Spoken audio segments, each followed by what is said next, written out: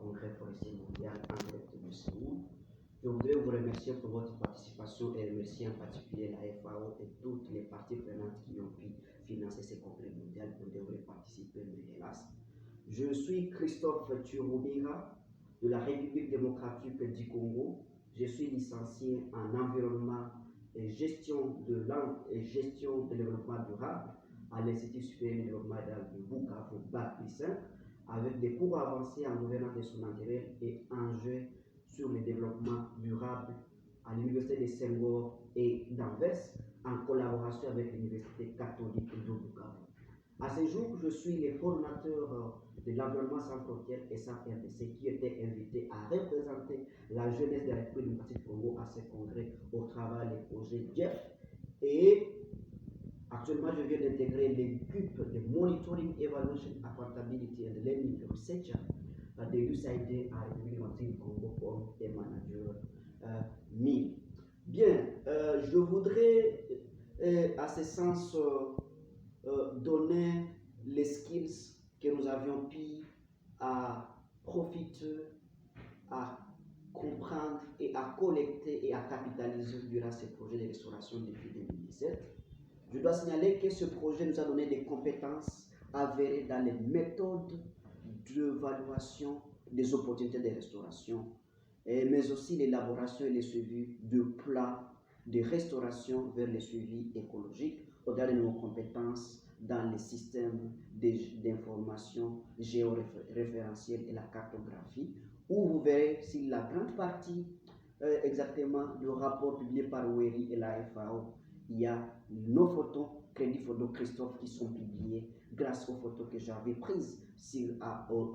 travers les appareils drone et les cartes déjà disponibles de restauration qui sont sur mon lien internet. Et c'est là, grâce aux capacités que nous avions déjà développées à faire des activités de restauration, des traces, des anti-érosives sur l'un des sites du projet à Nyangezi dans la chefferie de Ngweshe. Et à ce jour, je dois dire que cette opportunité de restauration est pour nous une valeur ajoutée en termes de valoriser les systèmes, les services écosystémiques rendus par la nature et les forêts et les boisés vers l'entrepreneuriat vert que nous sommes en train de développer pour booster le développement socio-économique des communautés, des jeunes, des peuples autochtones et au travers toutes les approches développées par ces projets. Je dois signaler également que notre participation à ces projets depuis plusieurs années est une véritable opportunité d'apprentissage, de renforcement des capacités, d'échange d'expériences. Et je dois prouver que l'année passée, en 2021, nous avions été sélectionnés comme jeunes entrepreneurs, incubateurs au programme des facteurs de restauration au site Kivu, où on a développé un projet appelé Mien du Kivu, qui est un projet d'entrepreneuriat vert bio, où au quotidien nous produisons du miel bio autour des forêts, des savanes qui sont installées dans les déchefferries du projet pour renforcer la consommation, pour renforcer les services écosystémiques, pour aussi y donner une valeur ajoutée sur ces produits. Aujourd'hui, nous connaissons les business plans au travers de cette formation, c'est partie de restauration,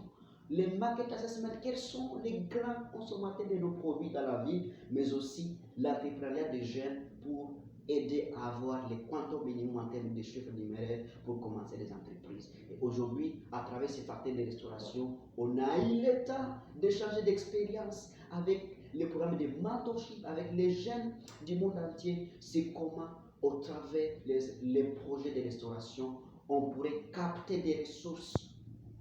au travers des écosystémiques où on a installé nos ruches. Et aujourd'hui, nous sommes capables de produire, de vendre le miel sur les marchés aujourd'hui bio, et qui est aujourd'hui un produit sans doute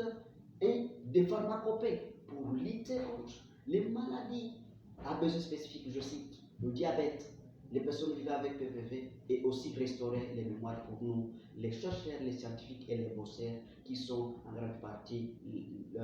les grands consommateurs de notre produit à ce jour. Et donc, nous sommes capables aujourd'hui de connaître notre chaîne de valeur, de la production, la consommation, la transformation, mais hélas, qui est encore échelle artisanale que nous pensons dans les années à venir, que ce soit plus industriel, pour répondre à notre capacité d'absorption en termes de demande sur les marchés. Les résultats sont probables à ce jour, c'est qu'il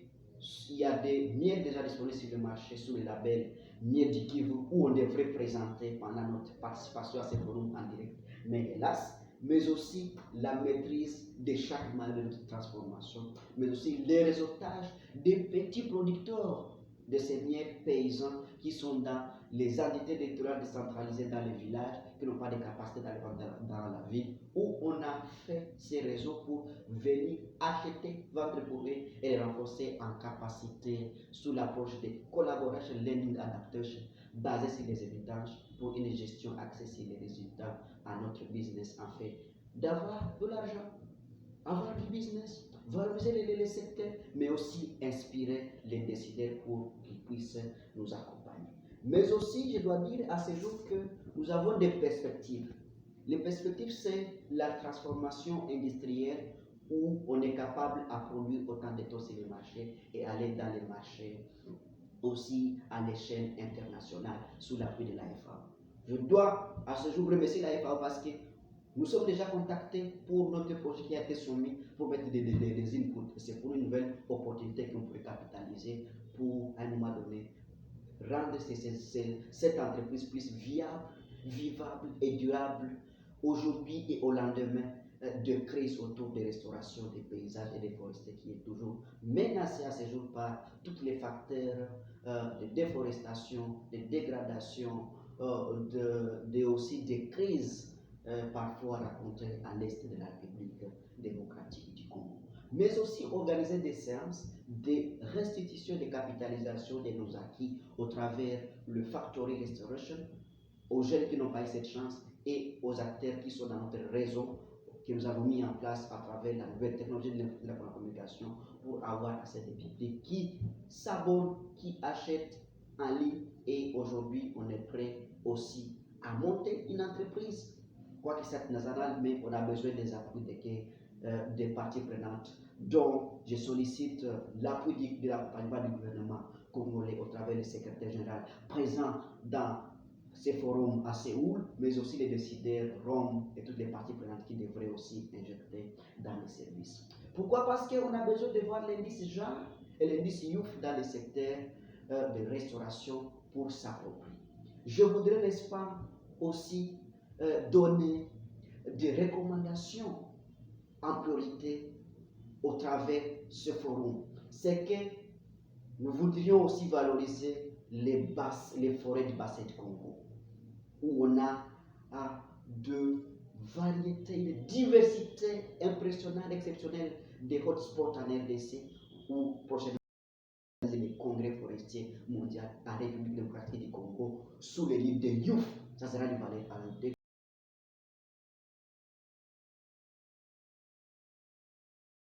de restauration. De deux est qu'on a besoin que le nombre d'hectares qui seront restaurés et reboisés dans les déchefferies de Kabare et de Walungu, on y met autant que de ruches pour renforcer notre production d'huile artisanale, bio, éco. Et enfin, la valeur ajoutée de ce projet serait que le projet accompagne des petits projets de recherche des jeunes, des projets de recherche des jeunes, des masters et des doctorats pour capitaliser cette approche. Merci beaucoup.